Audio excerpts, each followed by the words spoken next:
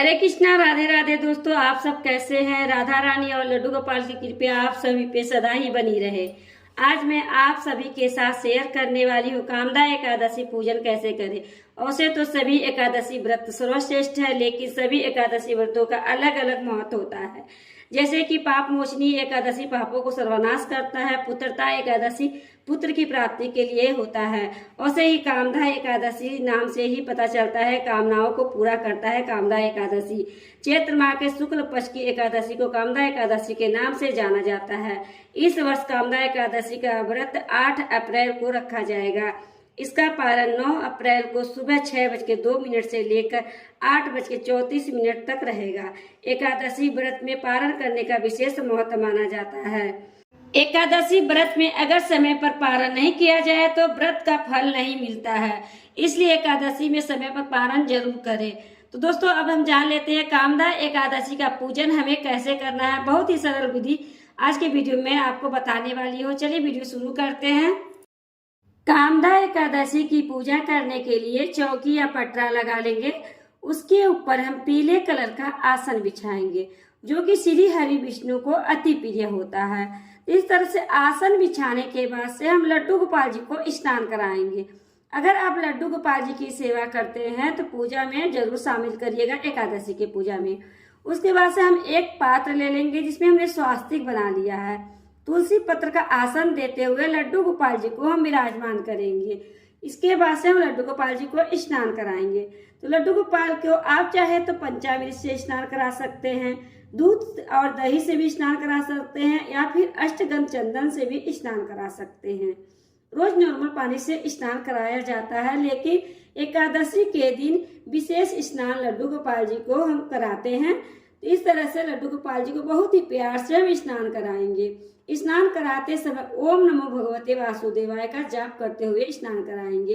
तो चंदन से हमने स्नान करा दिया है, उसके बाद से हम शुद्ध जल से स्नान कराएंगे। स्नान कराने के बाद से हम अंग पोषण कर लेंगे और इस जल को इधर उधर नहीं फेंकना है। तुलसी जी के पौधे में आप डाल सकते हैं या फिर किसी पौधे में भी डाल सकते हैं। यहाँ पर देखिए हमारे लड्डू गोपाल जी तैयार होकर आ गए हैं और कितने सुंदर लग रहे हैं। इनको इनके जगह पे हम विराजमान करेंगे। फूलों का आसन देते हुए श्री हरि विष्णु को विराजमान करेंगे।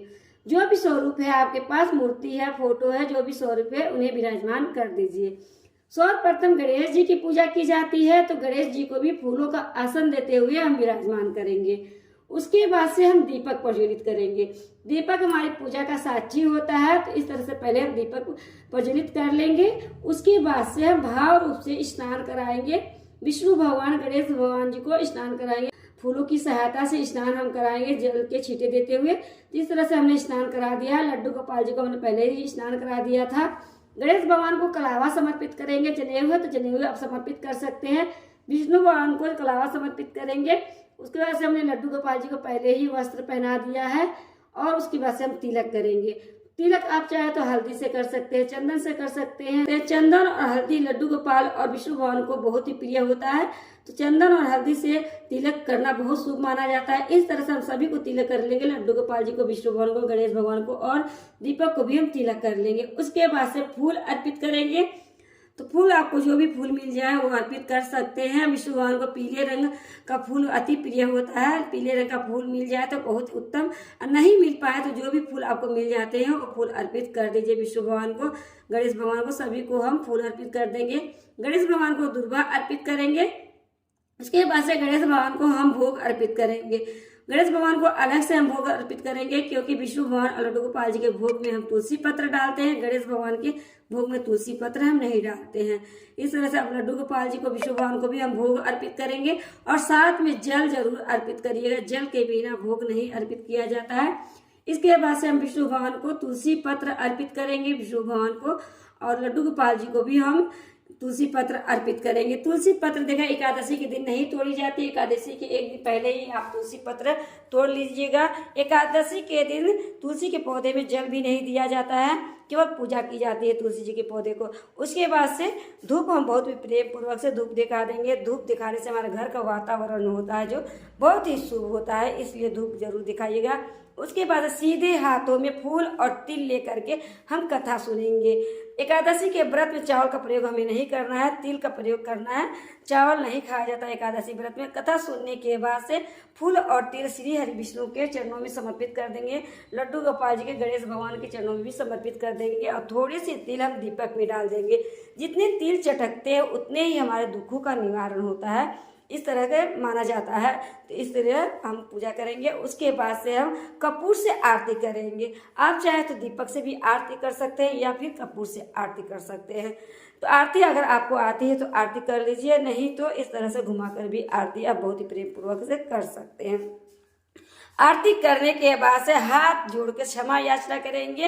हे विष्णु भगवान जी, जो भी हमारी पूजा में कमी रही हो उसे क्षमा करिएगा और हमारी पूजा को स्वीकार करिएगा और हमारी मनोकामनाओं को पूरी करिएगा। क्षमा मांगने के बाद से हम दक्षिणा समर्पित करेंगे। दक्षिणा अपने सामर्थ्य के अनुसार जरूर समर्पित करिएगा। दक्षिणा हमारी पूजा की कमियों को पूरा करता है, तो दक्षिणा आप जरूर समर्पित करिएगा। इस तरह से करने के बाद से आप भोग प्रसाद है थोड़ी देरी के बाद सभी परिवार में बांट सकते हैं। और शाम को समय इसी जगह पे हमें दीपक जलाना रहता है।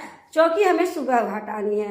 विष्णु भगवान को उनके जगह पर विराजमान करेंगे और लड्डू गोपाल जी को रात को सुला देंगे। उनके सुलाने के बाद से सुबह उठा के स्नान वगैरह करा करके उनके जगह पर विराजमान करेंगे और गणेश भगवान को उनके जगह पर विराजमान करेंगे। फूलों को है जो हम गमले में डाल देंगे ताकि खाद बन जाए। इस तरह से आप चौकी हटा सकते हैं। कामदा एकादशी की बहुत ही सरल तरीके की पूजा आप एकादशी के दिन इस तरह से कर सकते हैं। तो कामदा एकादशी का वीडियो आपको कैसा लगा? अच्छा लगा हो तो वीडियो को लाइक कर दीजिएगा। चैनल को सब्सक्राइब नहीं किए हैं तो चैनल को सब्सक्राइब कर दीजिएगा। श्री हरि विष्णु की कृपया आप सभी पे सदा ही बनी रहे, इसी कामना के साथ अगले वीडियो मिलते हैं। राधे राधे।